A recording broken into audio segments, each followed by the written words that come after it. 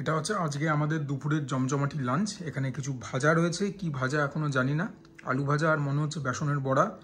এটা হচ্ছে শিমের ভর্তা, সবুজ শিমের। আচ্ছা, এটা হচ্ছে তেল কই, মোস্ট ফেভারিট বাঙালির। কই মাছটা জাস্ট বিশাল বড়। এটা কি নিশ্চয়ই কোনো বাঙালিকে পরিচয় করাতে হবে না নতুন করে। Mutton, Sunday special mutton. এটার কথা আমি পরে বলবো, এটা সবথেকে স্পেশাল আইটেম। এটা হচ্ছে এঁচড় চিংড়ি, এটা অতনুর রান্নাঘর চ্যানেল থেকে দেখে শিখে করা, আগেও অনেকবার করে খেয়েছি। না, coming back to this one, এইটার সঙ্গে সবথেকে বেশি স্মৃতি জড়িয়ে আছে আমার, কারণ ছোটোবেলা থেকে আমি লিভারের রোগে অনেক ভুগেছি। রোগ তো বলবো না, আমার একটা স্পেশাল টাইপের কন্ডিশন ছিল, তারপর অনেক মোটা ছিলাম, ফ্যাটি লিভার অনেক কিছু ছিল। তো এই মাগুর মাছের এই আলু পেঁপে কাঁচকলার ঝোল আমার শৈশবের সঙ্গে ওতপ্রোতভাবে জড়িয়ে। শুধু শৈশব কেন বলবো, যখন বড়ও হয়েছি, এই যে প্রিপারেশনটা আদা জিরে এই সমস্ত দিয়ে মরিচ দিয়ে যে ঝোলটা আলু পেঁপের কাঁচকলার আমার খুব প্রিয়। অনেকের ভাল লাগে না, মনে হতে পারে রোগীর পথ্য, আছালা মার্কা জিনিস। হ্যাঁ, মাগুর মাছও আগে লোকে বলতো রোগীর পথ্য, এখন তো মাগুর মাছেরই যদি দেশি মাগুর কিনতে যাও, হাইব্রিড না হয়, সেটারই আকাশ ছোঁয়া দাম। এই প্রিপারেশনটা খাওয়ার জন্য আমি অলওয়েজ এক্সাইটেড। ছোটোবেলার প্রচুর স্মৃতি এটার সঙ্গে রয়েছে। খেতেও খুব ভালো হয়, প্লেন অ্যান্ড সিম্পল হয়। আর হ্যাঁ, মানে খাবার দাবার তো কিছু ইমোশন ইভোক করে, এই প্রিপারেশনটা আমার জন্য সেরকম একটা জিনিস। একটুখানি নস্টালজিক হয়ে পড়ি। প্রথমে ভেবেছিলাম ঘি দিয়ে খাবো, কিন্তু যখন এটা রয়েছে এটা দিয়েই খাই। শিমের ভর্তা একদম নতুন, আগে কখনো খাইনি। ক্যামেরা অন করে বলো বা ক্যামেরা অফ করে বলো, এই প্রিপারেশনটা আগে কখনোই খাইনি। এর মধ্যে চিংড়ি মাছ বাটাও গেছে।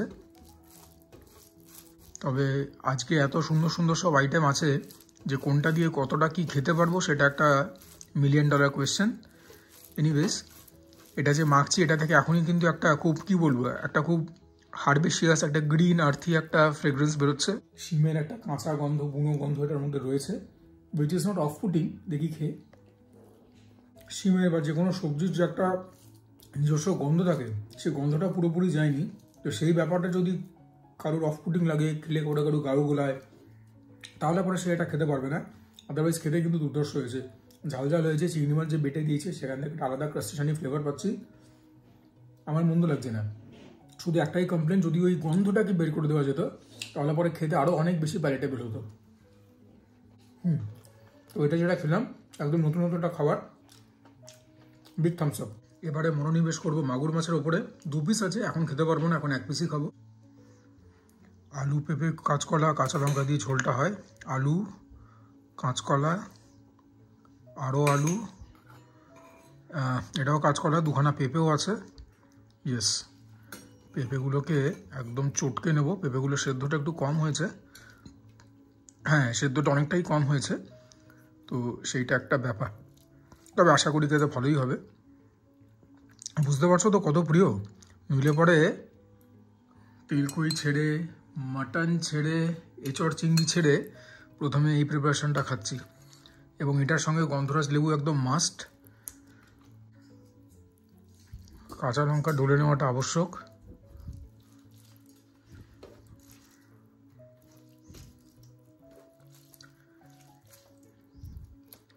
তবে এটা খাওয়ার একটাই সমস্যা, এটা যদি শেষে না খাও, পাতে ঝোল অনেকখানি থেকে যায়, তখন অন্য আইটেম খেতে গেলে মুশকিল হয়, বাট সেগুলো তো মানাতেই হবে। ওর জন্যই আমি আলু কাঁচকলাগুলো মেখে নিচ্ছি, সেগুলো কিছুটা হলেও ঝোল শুষে নেবে, টেনে নেবে। দেখো অনেকখানি ঝোল টেনে নিয়েছে।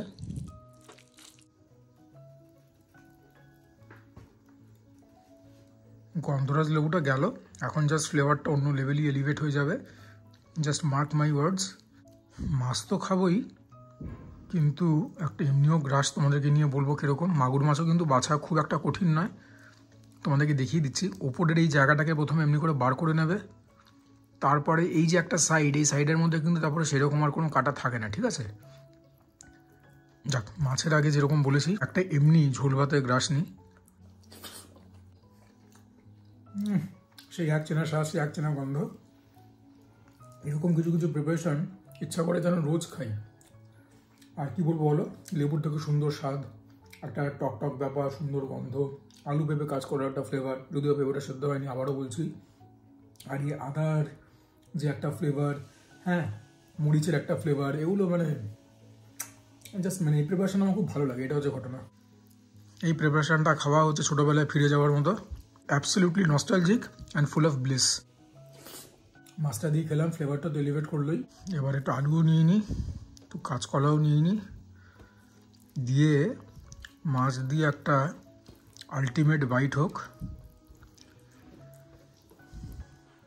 একদম সুজয় ক্রনিকল স্টাইল।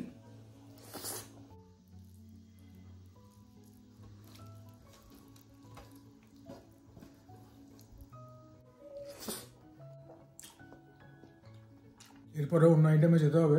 অনেক খাবার খুব ভালো হয়, খেয়ে বলি মাঠের বাইরে ছক্কা। এটাকে আমি কি বলবো, এই প্রিপারেশনগুলো তো এতদূর নিয়ে এসছে আমাকে, এই প্রিপারেশনগুলো ব্যাট ধরতে শিখিয়েছিল। এবারে যা হোক কিছু একটা খাবো, মাছটাকে শেষ করে নিই। এগুলো বলছে পনিরের পকোড়া, আর যখন বলছে পনিরের পকোড়াই হবে আর কি হবে। ভালো হয়েছে, কারণ জানি মিষ্টি মিষ্টি লাগলো। এবারে খাচ্ছি এঁচড় চিংড়ি।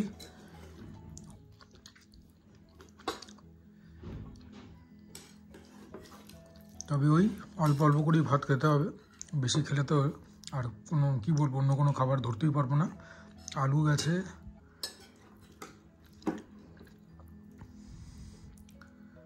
কাঁঠালের বীজ খেতে খুব ভালো লাগে।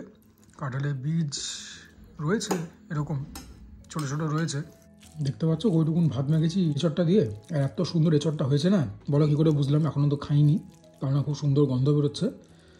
কী করা যাবে আর, এঁচড় দিয়ে যখন অল্পই খেতে হবে, আলু দিয়েই প্রথমে একটা বাইট নিই। অতনুর রান্না করা তো প্রচুর রেসিপি রয়েছে, but believe in me when I say this is one of the better recipes in his channel.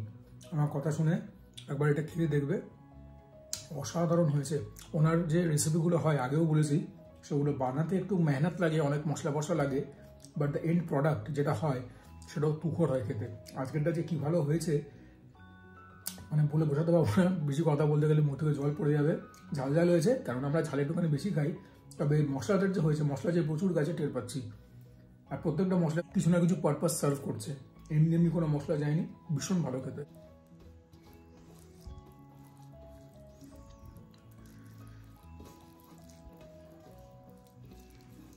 চিংড়ি দিয়ে একটা বাইট নেই।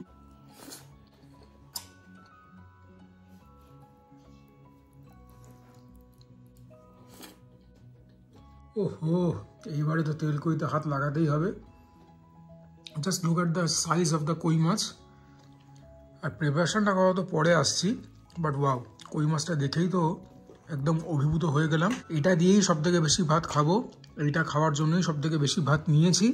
এবং একবার তোমরা প্রিপারেশনটা রং আর রূপ দেখো, এইটা দেখে যদি ভাই খাবার দাবারে প্রেমে না পড়ো, তাহলে আর কি দেখে পড়বে। খাবার দাবার সব রকম খাওয়া উচিত, বাড়ির খাবার, ঠিক আছে?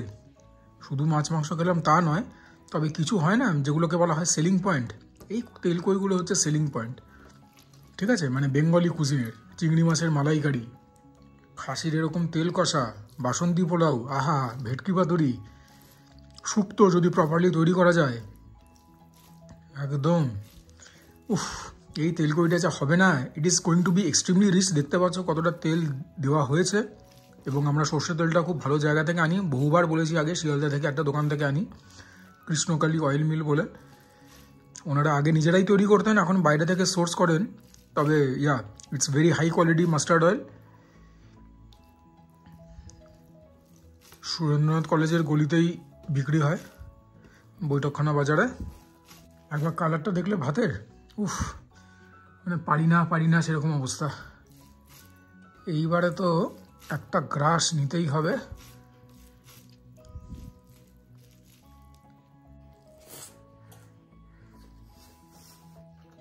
এই প্রিপারেশনটাকে নিয়ে কিছু বলতে যাওয়া চাংড়ামো হবে, ছাবলামো হবে। শুধু খাচ্ছি, হ্যাঁ শুধু খাচ্ছি, তোমাদেরকেও বেশি বিরক্ত করবো না, তোমরা শুধু দেখো আর এনজয় করো। যা বানিয়েছে এটা, থাকার কিছু বললাম না। আমি আগে কই মাছের প্রিপারেশন পছন্দ করতাম, ধনেপাতা উপরে দিয়ে, আলু দিয়ে, বড়ি দিয়ে। তারপরে বাবা জীবিত থাকতে একদিন বলেছিলেন যে এইভাবে খেলে সব থেকে বেশি ভালো হয়। তো যাই হোক, আলু বড়ি দিয়েও করা হচ্ছে, সেটাও ভালো খেয়েছি। তবে এখন ইদানিংকালে এরকমভাবেই করা হচ্ছে। আর আজকে যেটা হয়েছে, মানে এন্ড প্রোডাক্টটা, এটা কি বলবার নয়। ফর্মালিটির জন্য বলছি না, সত্যি আফসোস হচ্ছে যে শুধু তোমাদেরকে আমি দেখাতে পারছি, খাওয়াতে পারছি না। মানে এই আচ্ছা আর কিছু বলবো না, তোমাদেরকে মাছটার কথা বলি, কারণ প্রিপারেশনটা হাতের বাইরে চলে গেছে, এটাকে নিয়ে আর কিছু বলবার নেই। কই মাছ কিন্তু বেছে খাওয়াটা খুব কঠিন, তাই বলে কই মাছ খাবে না সেরকম না। বাচ্চারা নিজেদের বাড়িদের গার্ডিয়ানদের বলবে আর শিখবে কী করে বেছে খেতে হয়। কই মাছ কিন্তু খুব টেস্টি মাছ, জ্যান্ত মাছ, উপকারী মাছ। প্রথমে দেখি মাছটা কীরকম।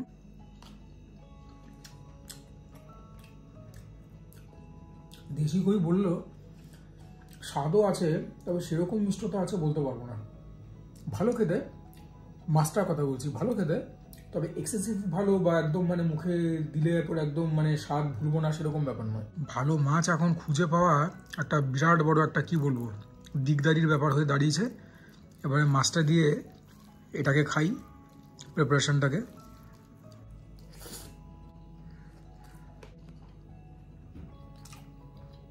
ঠিক আছে, আর যতই তোমাদের সঙ্গে ঠাট্টা তামাশা করি, কথাবার্তা বলি, খেতে যা ভয় লাগছে না এই ক্যামেরার ওপর দিয়ে কই মাছ বেছে খাওয়া, এটা যে কি দুরূহ ব্যাপার বলে বোঝাতে পারবো না। একটু মাছটা ভালো করে বেছে ভাতটা সাটিয়ে নিই, এখানে আর দেখাবার কিছু নেই, এটা হাতের বাইরে বেরিয়ে গেছে। নইলে মাছের যদি কাটা গলায় পড়ে এখন বড্ড মুশকিল হবে। খেয়ে নিই এটা, এটা মানে out of this world good হয়েছে। অনেকদিন বাদে যখন প্রিপারেশন খেলাম, সেটার কথা হয়তো আর জীবনে কোনোদিন ভুলবো না। খেয়ে নিই। প্রিপারেশনটা খালি কতটা ভালো হয়েছে দেখো, যে বলছি সব কিছু যদি কম খাবো এবং তোমাদের চোখের সামনেই যা খাচ্ছি কমই খাচ্ছি, তবে এটা তার একটুখানি ভাত না নিয়ে পারলাম না। This preparation demanded this. মাছের একটা দিক সাবার করেছি, আর একটা দিকও করব। আর যেরকম দেখতে পাচ্ছ বলেছিল ডিম আছে, ডিমওয়ালাই সবসময় কই মাছ খুঁজি, বাট কোথায় ডিম। আর যেহেতু প্রিপারেশনটা তো রিচ হয়েছে, একটুখানি শুকনো শুকনো করেই খাচ্ছি, নইলে এখন তো দেখতে পাচ্ছ ঝোল পড়ে রয়েছে।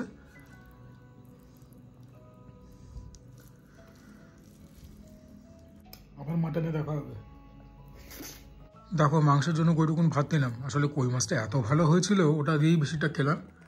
মাংসটা ফাটাফাটি দেখতে লাগছে, এতটা তো খাবো না, একটুখানি উঠিয়ে খাবো। নার্লি পিসটা নিই, আর বড় জোর এক পিস খাবো, নইলে পরে ওভার ইটিং হয়ে যাবে। বাস ঠিক আছে, প্রিপারেশনটা এটাও মানে দেখতে মানে দেখার দিক থেকে এস্থেটিক্যালি একদম ঢকে পদে হয়েছে, রগরগে লাল, যেরকম আমরা বাঙালিরা পছন্দ করে থাকি। রোববারের স্পেশাল মাংস ভাত, ক্যা বাত। মাংসটা দেখো কীরকম, কোয়ালিটি নিয়ে কোনো কথা হবে না, ও লাভলি। আর কীরকম সেদ্ধ হয়েছে দেখো। মাংস দিয়ে একটা জব্বর গ্রাস নিই। আর এই প্রিপারেশনটা এত ভালো হয়, ভাত দিয়ে, পরোটা দিয়ে, লুচি দিয়ে, সব কিছু দিয়ে ভালো যায়। বাসন্তী পোলাও আজকেরটাও একদম ব্লকবাস্টার রয়েছে, তবে আমার জন্য ঝালটা একটু কম, আদারওয়াইজ নুনও ঠিকঠাক রয়েছে, টকটাও ঠিকঠাক রয়েছে, সব কিছু ভালো। আমি সত্যিই দুঃখিত যে মাংস দিয়ে আরও বেশি দেখাতে পারলাম না, কিন্তু ওই কই মাছটা খাওয়ার পরে পেটে আর জায়গাও ছিল না। আর কই মাছটা ওইটুকুন কী বলবো ভাত ডিমান্ড করেছিল, প্রিপারেশনটা এত ভালো হয়েছিল। বাকি খাসিটাও ফাটাফাটি হয়েছে। তবে আজকে সবগুলো রান্নাই এত ভালো হয়েছে যে কোনটার কথা বলবো। ঈশ্বরকে ধন্যবাদ জানাচ্ছি এত ভালো খাবার খেতে দিয়েছেন বলে। আর তোমাদের মধ্যে অনেকে কনসার্নের জায়গা থেকে বলো যে কেন আন্টিকে দিয়ে, মাসিমাকে দিয়ে এত রান্না করাই। ব্যাপারটা হচ্ছে যে এতগুলো রান্না কিন্তু একদিনে করা হয়নি, দুদিনের ধাক্কায় করা হয়েছে, মাঝে মধ্যে 3 দিনের ধাক্কায় করা হয়। তো যারা যারা আউট অফ জেনুইন কনসার্ন কমেন্টগুলো করো, তাদের জন্য এই কি বলবো ক্লারিফিকেশনটা দেওয়াটা দরকার ছিল। আর তাদেরকে ধন্যবাদ যে আমাদেরকে নিয়ে ভাবছো বলে। আর যারা রোস্ট করার জন্য লেখো বা হেট করার জন্য লেখো, তাদেরকে আরও বেশি ধন্যবাদ। তোমরা তো পছন্দ করো না, তা সত্ত্বেও দেখছো, টাইম ওয়েস্ট করে আর কমেন্ট করছো, তোমাদেরকে আরও বড় থ্যাংক ইউ। দেখতে দেখতে আরেকটা লাঞ্চের ভিডিও শেষ হলো। দেখতে পেলে ভাজা যা ছিল পড়েই রয়েছে। আসলে এমনি যে আইটেমগুলো সেগুলো তো ভালো হয়েছে যে ওটার দিকে আর চোখই যায়নি। আজকে আমি খেয়ে যতটা আনন্দ পেয়েছি, যদি তার একাংশ বা একটা ভগ্নাংশও তোমরা আমার ইটিং এক্সপিরিয়েন্সটা দেখে আনন্দ পেয়ে থাকো, তাহলে আমি 100% সার্টেন যে তোমরা ভিডিওটাকে লাইক করে দেবে এবং চ্যানেলটাকে সাবস্ক্রাইবও করে দেবে। Do not forget to comment down below, তোমাদের কমেন্ট থেকে যাবতীয় মোটিভেশন এবং ইন্সপিরেশন পাই। Please share my content with your friends and family যদি মনে করো আমি সাবস্টেন্সিয়াল কন্টেন্ট বানাই। And for now this is me Sujoy signing off. তোমরা প্রত্যেকে ভালো থেকো, সুস্থ থেকো, জমিয়ে খাওয়া দাওয়া করো, তার সঙ্গে ওয়ার্কআউট করো, বিকজ দ্যাট ইজ ইম্পেরেটিভ।